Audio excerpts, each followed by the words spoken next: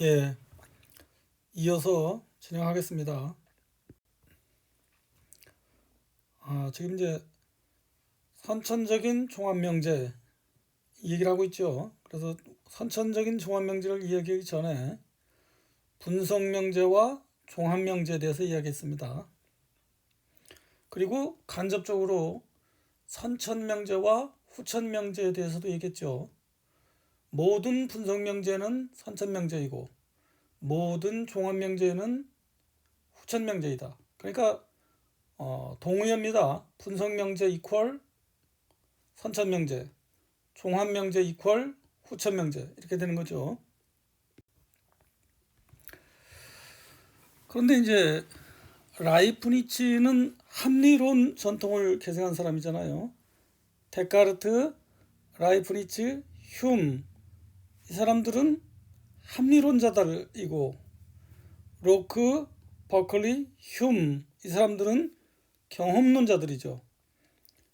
이 합리론자들이 바라보는 것하고 경험론자들이 바라보는 것은 좀 차이가 있습니다. 지금은 그 차이에 대해서 이야기를 할게요. 첫 번째, 라이프니츠는 어떻게 받는가 하는 것인데, 분석명제와 종합명제 중에서 중요한 것은 분석명제라고 본 거죠. 라이프니츠에게 종합명제는 별 의미가 없습니다. 그리고 이제 라이프니츠 같은 경우는 매우 독특한 주장을 하는데 이거는 좀 파악하기가 어렵습니다. 그러니까 짧은 시간에 이야기하기가 어렵습니다. 아주 간단히 이야기를 할 텐데 라이프니츠 철학을 제대로 얘기하기는 매우 어렵습니다. 그러니까 라이프니츠의 핵심 주장 가운데 하나가 뭐냐? 참된 명제는 모두 분석 명제이다. 우리가 참과 거짓을 판단할 수 있죠. 명제란 참과 거짓을 판단할 수 있는 문장. 그러니까 참과 거짓을 판단할 수가 있습니다. 근데 참으로 판별된 문장, 참이라고 밝혀진 문장, 이건 다 분석명제라는 거죠. 자, 예를 들어서 우정현은 공군사관학교 8교반 학생이다. 이거는 누가 봐도 종합명제죠. 종합명제라고 하는 건 다시 요 우정현이라고 하는 주어 속에 공군사관학교 8교반 학생이라는 서술어가 포함되어 있는가? 전혀 그렇지 않단 말이죠. 우정현을 아무리 분석해 보아도 공군사관학교 8교반 학생이라는 결론이 도출되지 않습니다. 그러니까 이것은 종합명제죠. 또 경험이 아니면 이 문장에 대해서 참과 거짓을 판별할 수가 없습니다. 그러니까 후천명제죠. 그러니까 모든 종합명제는 후천명제다. 모든 후천명제는 종합명제다. 그랬죠. 그러니까 이 문장은 종합문제이고 후천명제입니다. 누가 봐도. 그런데 이제 라이프니츠는 이 명제가 이런 명제가 사실은 알고 보면 분석명제라는 거예요. 매우 좀 특이한 주장이죠. 라이프니츠는 왜 그런 주장을 하는가 좀 살펴보죠. 이제 첫 번째, 신의 시각으로 보란 말이죠. 신의 시각으로. 그러니까 이 명제가 참인지 거짓인지 청주 시내를 돌아다니며 물어보면 아무도 대답하지 못할 가능성이 99.999999. 그러니까 이렇게 질문하는 것 자체가 좀 황당하죠. 그런데 만약 신한테 물어보자. 우정현은 공군사관학교 8교반 학생입니까? 신은 정확히 대답을 해줄 수 있죠. 전지전능하니까. 그러니까 신이 정확히 알고 있다. 이건 무슨 얘기냐? 이것은 종합명제가 아니라 분석명제이기 때문이라는 거죠. 신이 뭐 눈으로 다 보고서 땅 밑에 개미가 1mm 정도 좌로 이동했다가 2mm 정도 우로 이동하면서 앞으로 전진 중이다. 이걸 신이 눈으로 보고 아는 건 아니란 말이죠. 그러니까 신이 전지전능한 이유는 신이 이 세계를 창조했기 때문에. 그러니까 신한테는 시간이라는 개념도 없습니다. 실은 시간이라는 개념이 없는 거예요. 신의 말하자면, 비유적으로 말하자면 신의 머릿속에는 이 세상 모든 일들이 현실로서 설계되어 있기 때문에 신의 관점에서 보면 우정현은 공군사관학교 8기반 학생이다. 이거는 우리가 1 더하기 2는 3이다. 이런 판단을 내리는 것과 마찬가지로 분석적이라는 거죠. 다시 이 얘기를 다시, 이건 매우 어려운 얘기입니다. 다시 한번 얘기할게요. 그러니까 그걸 충족 이유율이라고 하는데, 우정현은 공군사관학교 8교반 학생이다. 근데 우리는 이런 질문을 할 수가 있어요. 우정현은 왜 공군사관학교에 들어왔는가? 그러니까 우정현 자신은 자신의 의지로 선택했다고 생각할지 모르지만 그 가능성은 수없이 많죠. 뭐 서울대에 갔을 수도 있고 충북대에 갔을 수도 있고 대학에 안 갔을 수도 있고 가능성이 수없이 많습니다. 이 수많은 가능성 중에서 우정현은 왜 하필 공군사관학교에 입학했는가? 왜 그랬을까요? 그러니까 신이 보기에, 신의 관점에서 보면 이 모든 가능성, 뭐 서울대, 충북대, 대학에 안 가거나 뭐 육군사관학교에 가거나 해군사관학교에 가거나 이 수많은 가능성 중에서 가장 좋은 선택이 뭐냐? 공군사관학교에 입학하는 것. 그러니까 신의 머릿속에는 이것이 계획되어 있던 겁니다. 가장 좋은 선택지이기 때문에. 물론 여기서 가장 좋은 선택지라고 하는 건 한 개인의 인생을 두고 하는 것이 아니라 우주 전체, 우주 전체를 한눈으로 바라보고 있는 거죠. 그 다음, 왜 하필 우정현은 8교반 학생인가? 그러니까 6교반일 수도 있고 7교반일 수도 있고 9교반일 수도 있고 10교반인데 19교반일 수도 있는데 왜 하필 8교반 학생인가? 그러니까 6교반, 7교반, 9교반, 10교반 학생인 그런 선택지에 비해서 8교반 학생일 때가 가장 좋은 선택지였기 때문에 신은 그렇게 설계한 거죠. 전지전능한 신의 관점에서 보기에는. 다시, 우정현은 이 세상에 왜 태어났는가? 우정현은 왜 없지 않고 있는가? 그 가능성은 수없이 많죠. 그러니까 우정현이 태어나는 것이 아니라 우정현 A가 태어났을 경우, 우정현 B, 우정현 C. 그러니까 뭐 그 인간의 정자가 뭐 1억 몇천 마리, 뭐 2억 이런 얘기 하잖아요. 2억 개 중에서 왜 하필 그것이 선택되었는가? 2억분의 1이다. 그럼 그 수많은 가능성 중에서 왜 하필 우정현? 그러니까 신의 관점에서 보기에는 그것이 가장 좋은 선택이기 때문에. 그러니까 신이 보기에 존재하지 않는 것보다 존재하는 것이 더 완벽하기 때문에 다른 존재보다 우정현이라는 존재가 선택되는 것이 가장 좋기 때문에 그를 충족 이율이라고 합니다. 현재는 다 그럴 만한 이유가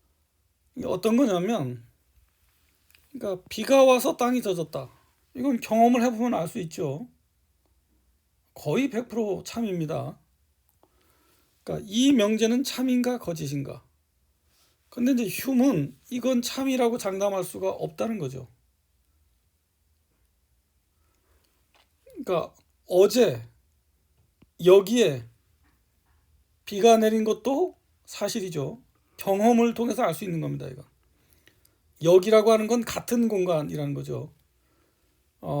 다른 공간에서는 비가 내리지 않았고 이 공간에만 비가 내렸는데 다른 공간은 젖지 않고 이 공간만 젖었다. 그걸로 봐서 비가 왔기 때문에 땅이 젖은 것이다. 이런 판단이 가능한 거죠. 그 다음 비가 내린 다음에 땅이 젖었다. 그러니까 젖어 있는 땅에 비가 없으면 이건 뭐 얘기하나만 한데 마른 땅에 비가 오니까 비가 오자마자 바로 땅이 젖더라. 이런 시간적 선호관계. 이걸로 봤을 때 땅이 젖은 이유는 비가 왔기 때문이다. 이렇게 판단할 수 있는 거죠. 또 뭐 이번에만 그런 것도 아니고 예전에도 비가 내리니까 땅이 젖더라. 또 전에도 비가 내리니까 땅이 젖더라. 이걸 수없이 많이 경험했다. 비가 내리기만 하면 땅이 젖는다. 이게 반복적으로 알 수가 있다. 이렇게 같은 공간에서 일어났다. 시간적 선후관계가 성립하더라. 반복해봐도 같은 결과가 나오더라. 이런 것들로 인해서 비가 와서 땅이 젖었다. 이건 참된 문장입니다. 사실이죠. 근데 이제 휴문 이것이 참된 명제라고 장담할 수가 없다는 겁니다. 왜 그러냐? 비가 온다는 것도 눈으로 확인할 수가 있고 땅이 젖었다는 것도 눈으로 확인할 수가 있는데 비가 와서 할 때 이 서자, 다시 말하면 비가 왔다. 그렇기 때문에 비가 왔기 때문에 땅이 젖었다. 여기서 이 때문에 라는 거는 눈으로 보거나 귀로 듣거나 경험에 의한 지식이 아니라는 거죠. 이 때문에는 오로지 연상입니다. 인상. 여러 가지 인상들의 결합, 연상입니다. 뭐 같은 공간에서 시간적 선후관계를 가지고 반복되는 것들. 그 때문에 우리가 내리는 판단이죠. 그래서 비가 와서 땅이 젖었다. 이거는 참된 문장이지만 100% 참되다고 보증할 수는 없습니다. 흉에 의하면. 그러니까 경험적인 지식들은 아무리 참돼 보인다 하더라도 한켠에 약간의 구멍을 가지고 있는 거죠. 흉이 왜 이런 얘기를 했는가? 그러니까 모든 지식은 경험으로부터 나온다. 이걸 끝까지 밀고 나가다 보니까 부딪힌 문제일 수도 있고 또는 라이프니치 같은 사람들 모든 참된 명제는 분석 명제다. 이걸 비판하기 위해서 이런 주장을 했을 수도 있죠.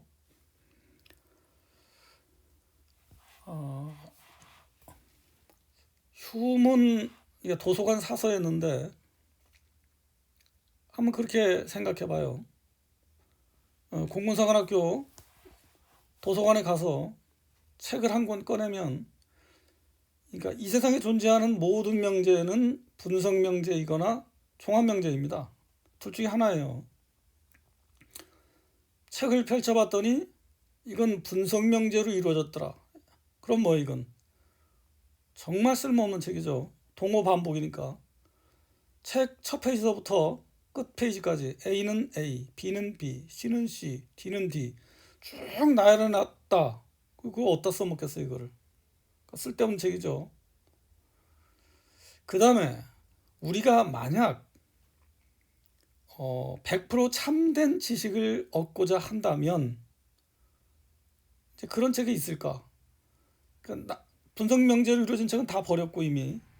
그러니까 종합 명제로 이루어진 걸 쳐다봤더니 종합 명제입니다. 그런데 종합 명제는 100% 참이라고 장담할 수 없는 거잖아요. 100% 참된 것이 아니다. 라고 여겨져서 버리기 시작하면 도서관에 남아나는 책은 한 권도 없죠. 다 불살라 없애야 됩니다.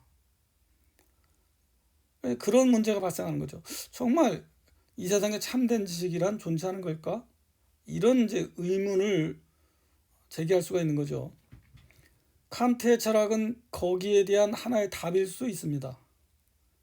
그건 좀 이따 보면 알겠고, 또 다른 방향에서 이런 경험론의 계보를 쭉 이어오면서 경험론 내에서 극복한 논리, 그건 이제 칼 포포에서 나타나는데, 검증에서 반증으로, 예를 들어서 비가 오면 땅이 젖는다, 이건 검증할 수가 없죠. 그러니까 한두 번은 검증할 수가 있지만 우리 평생에 뭐 한 80년은 검증했다, 그래도 그 80년밖에 안 되잖아요. 그래, 역사적으로 한번 2만 년만 더 검증해 보자. 2만 년 더 검증해도 결론이 안 나죠. 앞으로 200만 년 더 검증해 보자. 그래도 결론이 안 나죠. 앞으로 2천만 년 더 검증해 보자. 결론을 낼 수가 없습니다. 이건 불가능하니까. 그래서 포포가 얘기하는 건 뭐냐면, 사실, 그러니까 참과 거짓의 여부는 검증에서 밝혀지는 것이 아니고 반증으로 입증된다. 그러니까 비가 오면 땅이 젖는데 비가 와도 땅이 젖지 않더라, 이런 반증 사례가 있는가? 반증 사례가 없다면 그것은 사실로 간주해야 된다. 그러니까 백조는 희다. 백조가 흰 걸 어떻게 다 확인할 수가 있어요? 우리가 평생 동안 볼 수 있는 백조가 사실 몇십 마리 안 되죠. 그걸 뭐 수천 마리 봤다고 해도 이 세상에 존재하는 백조는 수없이 많은데 무한대 분의 100마리, 이건 뭐 0에 수렴하는 숫자죠. 그러니까 검증할 수가 없습니다. 그래서 포포가 얘기하는 건 백조인데 하얗지 않은 거, 그러니까 하얀 색이 아닌 백조가 있는가 없는가, 반증 사례가 있는가 없는가, 이것으로 참과 거짓을 판별한다. 그런 주장을 내는 거죠.